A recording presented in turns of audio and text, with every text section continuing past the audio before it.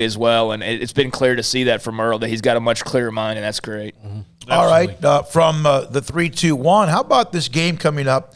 Boise State and UCF, a couple of schools we've discussed now for the last month or so. Could be one of the better games of the weekend.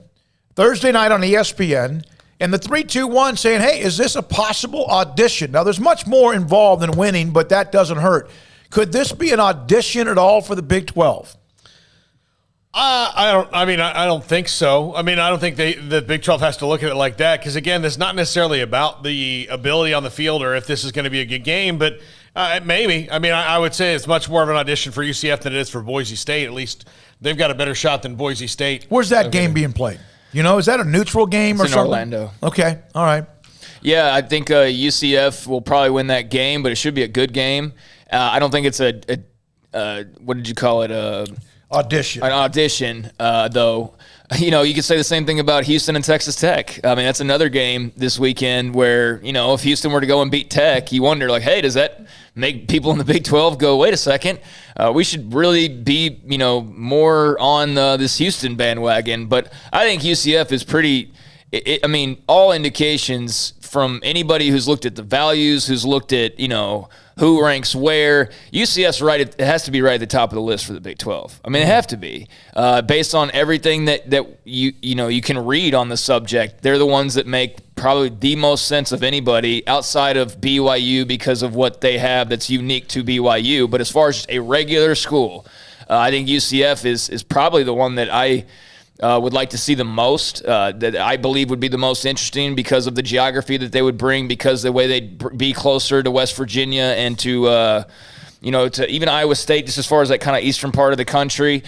So, yeah, I mean, in Boise State's, I think certainly somebody that's brought up a lot as well, but I really do have my eye on UCF as like a strong contender, and I'm not basing that off of anything other than just, you know, looking at, like I said, values and rankings and wins and money and attendance and things like that. They just make a whole lot of sense, and I do think they might be a little bit of a sleeping giant in a way. If, in fact, today the Big 12 came out, we're not saying this is true. This is not us reporting this. This is not reporting this. I have to sometimes clarify that. We do, because sometimes we are quoted on things, and then that's okay. But if, in fact, the Big 12 in the next couple of weeks came out and said we're adding Brigham Young and UCF, Yeah. Be good? What about it?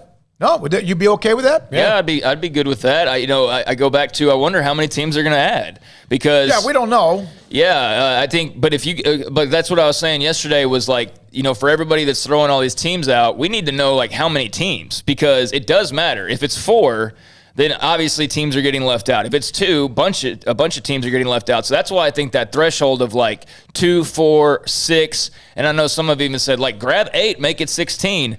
Well, you know, if you do 2 or 4, then, you know, obviously then, like, all of a sudden a Houston's on that, it's sort of towing that line. I think the 2 that, yeah, if you were only to add 2, I think BYU and UCF make the most sense. To your point, yes, I think that would be good, but I don't know that only 2 teams is going to be the final move, so I wonder. I think, to me, it makes a lot of sense to add 4, because, again, part of the problem with it is, like, well, if you lose teams, you know, if you add 4, if you say you'd lost 2 more, you'd still be at 10. Like, you need to at least buffer against that so you're not in this 8-team dead zone, you know, theoretically for a while. I think, why not add 4 now? If the conference grows, if this works and the conference grows and there's buzz around it and you've got good teams and you maybe get in the playoff and you have some wins and something like that, and the TV money grows, then maybe you can add more later. There's no reason that you have to add all 8 now. Why could you just not add 4 now and see how it goes? Well, you don't do anything unless you know you can bring value and you're going to get something in return from a network or a streaming service. From the 214, this is an opinion, and Boise State is a poster child of a G5 school. I think bringing them into the conference makes all of us look like a G5 conference.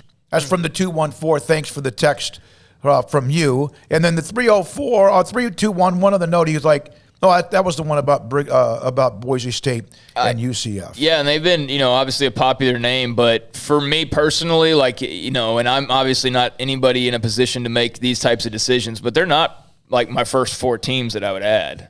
Boise State, for me, would be somebody you would add if you're going like 6 or 8 deep as far as adding teams goes. Because to me, I think Memphis makes more sense. I think Cincinnati makes more sense. I think Houston makes more sense. I think UCF makes more sense. And that's just off the top of my head. There's probably 1 or 2 that I'm missing that make even more sense. But that to me right there, that's 4 teams right away that I would prefer just as a Big 12 fan, so to speak, before Boise State would be added to the mix. All right, here's an interesting note for us to think about down the road. This is from the text line. We break, come back with Tanner Mordecai, SMU.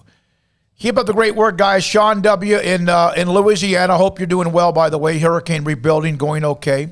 Appreciate the thoughts and prayers and well wishes. Go Tigers. Since much interest teams regarding expansion, I got an entertaining idea. Let's do a bracket. Maybe the top 16 Big 12 candidates, the 1 seed against the 16 seed. That would be kind of fun.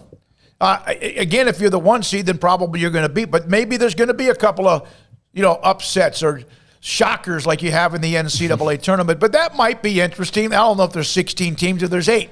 Yeah, it was 1 against 16 all the way down. Yeah, I mean that would be cool to see. Obviously unrealistic, but yeah, that would be cool to see. I mean, look, if you could make this like a whole science fiction type of thing where you really could line up all these teams and the winner at the end gets a spot in the Big 12. I mean, that would be high drama television. Obviously, you can't set it up that way, but that would be something else. I'm sure the TV networks would be slobbering all over that, but yeah, not going to happen, unfortunately. When we come back, he's the starting quarterback at SMU, played at Oklahoma, got behind some